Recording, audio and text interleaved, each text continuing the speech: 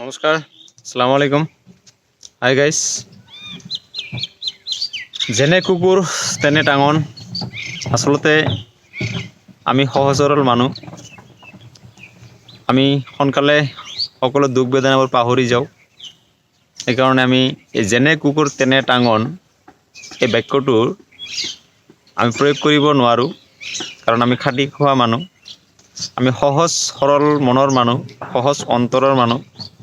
আমাক কোনোবাই গালি গালাজ পাৰিলেও কিন্তু আমি সেইবোৰ গাত হাত দিয়াৰ লগে লগে, হাই বুলি কোৱাৰ লগে লগে, মৰমৰ মাত এষাৰ দিয়াৰ লগে লগে আমি সকলো কিন্তু পাহৰি যাওঁ। আৰু সেইকাৰণে আমি সকলো মানুহক কিন্তু যেনে কুকুৰ তেনে টাঙন এই বাক্যটোৰ দৰে ব্যৱহাৰ কৰিব নোৱাৰোঁ। আমি সেইকাৰণে সকলোৰে লগত মিলা প্ৰীতিত এইখন অসমত বসবাস কৰিব বিচাৰোঁ। খালি এইখন অসম বুলি নহয়, সমগ্ৰ বিশ্বতে সকলো মানুহেই কিন্তু সহজ সৰলভাৱে জীৱন যাপন কৰিব বিচাৰে। কিন্তু ইয়াৰে মাজত কিন্তু কিছুমান দুষ্কৃতিকাৰী, কিছুমান বেয়া মনোভাৱৰ মানুহবোৰ কিন্তু আহি বিশৃংখল পৰিৱেশ সৃষ্টি কৰে। আৰু এই বিশৃংখল পৰিৱেশৰ কাৰণে, বিশৃংখল মনোভাৱৰ কাৰণে, বিশৃংখল ৰাজনীতিক মুনাফাৰ কাৰণে, অৰ্থলোভী মনোভাৱৰ কাৰণে মানুহবোৰৰ মাজত কিন্তু আজি বিভাজনৰ সৃষ্টি হৈছে।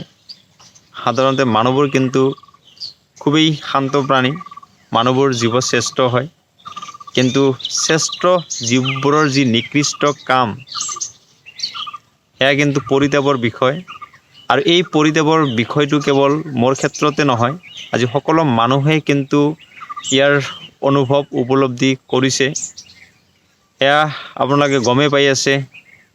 আজি ভাদৰ মাহৰ শেষ হৈ আহিন মাহ চলি আছে যদিও সূৰ্যৰ যি প্ৰচুৰ তাপ, সূৰ্যৰ যি প্ৰচুৰ গৰমৰ যিটো মাত্ৰা, সেয়া কিন্তু দিনে দিনে কিন্তু বৃদ্ধি হ'ব ধৰিছে আৰু আগলৈ কিন্তু আৰু হৈ থাকিব।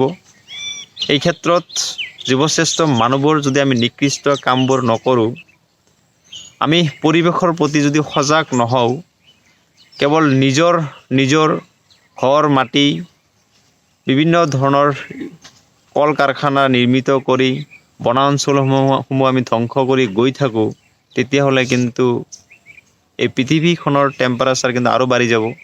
আজিৰ তাৰিখত যেনেধৰণৰ টেম্পাৰেচাৰ আমি অনুভৱ কৰি আছোঁ, ফিল কৰি আছোঁ, ইয়াতকৈ কিন্তু বেছি টেম্পাৰেচাৰ কিন্তু এটা সময়ত আৰু আমি পাই থাকিব লাগিব। গতিকে জীৱশ্ৰেষ্ঠ মানুহবোৰক আমি সকলোকে কাতৰভাৱে, বিনম্ৰভাৱে কিন্তু অনুৰোধ জনাইছোঁ, সকলোৱে কিন্তু আমাক অক্সিজেন লাগে। কোনো প্ৰাণী উশাহ নিশাহ লোৱা সকলো প্ৰাণীক কিন্তু অক্সিজেন লাগে। আৰু অক্সিজেন ছাপ্লাই দিয়া একমাত্ৰ বস্তুবিধেই হ'ল উদ্ভিদ। আৰু উদ্ভিদ অবিহনে কিন্তু অক্সিজেন কোনেও ছাপ্লাই দিব নোৱাৰে। আপুনি লেবৰেটৰীত অক্সিজেন প্ৰডিউচ কৰিব হ'লে পৰ্যাপ্ত পৰিমাণৰ টকা খৰচ কৰিব লগা হয়। আৰু অক্সিজেন চিলিণ্ডাৰসমূহ যেতিয়া আপুনি কিনিব যাব, তেতিয়া কিন্তু পৰ্যাপ্ত পৰিমাণৰ টকা কিন্তু ব্যয় কৰিব লগা হয়। গতিকে সহজ সৰল মনৰ মানুহবোৰ আমি সহজ সৰলভাৱে, প্ৰাকৃতিকভাৱে প্ৰকৃতিত জীয়াই থাকিবৰ কাৰণে চেষ্টা কৰিব লাগে। আৰু প্ৰকৃতিক আমি সুন্দৰভাৱে সজাই ৰাখিবৰ কাৰণে কিন্তু সকলোৱে চেষ্টা কৰিব লাগে। ইয়াত বিভিন্ন ধৰণৰ জাতি, ধৰ্ম, বৰ্ণ নিৰ্বিশেষে কিন্তু সকলোকে কিন্তু অক্সিজেন লাগে। আৰু সকলোৱে কিন্তু প্ৰকৃতিৰ অৱদানেৰে কিন্তু এই পৃথিৱীত বাচি আছে, জীয়াই থাকিব। পৃথিৱীখন গতানুগতিকভাৱে গৈ থাকিব, এই কথা কিন্তু সকলোৱে জানি বুজিও কিন্তু মানুহবোৰৰ মাজত বিভিন্ন ধৰণৰ বিশৃংখল, বিভিন্ন ধৰণৰ জাত পাত, বিভিন্ন ধৰণৰ উচ্চ নীচ ভেদাভেদ মনোভাৱ দেখিবলৈ পোৱা যায়।